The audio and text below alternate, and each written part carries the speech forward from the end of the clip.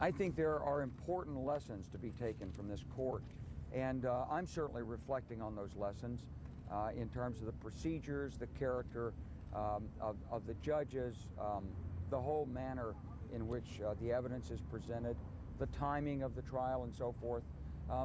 I think there are important lessons, and I will be offering some reflections on those in the days immediately ahead. I think it has very important, it's a very important precedent and must be taken into consideration in developing the manner for proceeding against Saddam Hussein. Can you imagine Saddam Hussein cross-examining General Franks like Milosevic did you today? Well, I don't think the circumstances are similar for many reasons. For one thing, I was engaged intensively over a period of years personally with Milosevic.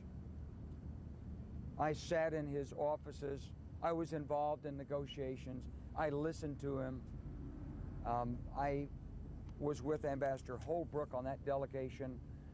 I was at Dayton. I saw him when he was fatigued, when he was frustrated, when he was angry. I saw him dealing with subordinates. And I dealt with him when I was Supreme Allied Commander Europe. So this is in no way comparable to the role that other military commanders might have had in prosecuting the war. In fact, I'm probably the only commander in 20th century military history who's ever known his opponent to the degree and extent that I did of his attitudes, character, his thought processes, the way he would respond to situations.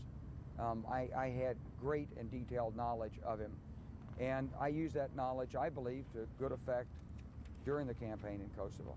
Using that knowledge, has he changed? No, not. I saw no change in his demeanor, his stubbornness, his petulance from the man who I believe was responsible for so much of the slaughter and victims in the Balkans. Well, I was pleased that he was brought to trial. At the time that the indictment was handed down in 1999, I felt strongly that this was the appropriate action by the international community. And I was pleased to have had a chance to offer my testimony against him. But my major feeling really is for the victims of all of this and for the Serb people themselves.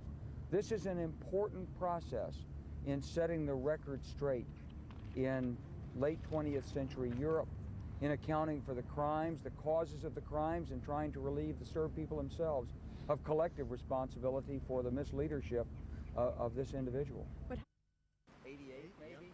88 when we were doing lessons learned in leadership and stuff. Battle Command Training Program. That's right. I learned a lot from you then. Well, I learned a lot from you too. And I learned a lot from you too. Well, we thanks both a went lot. to Reed College. No,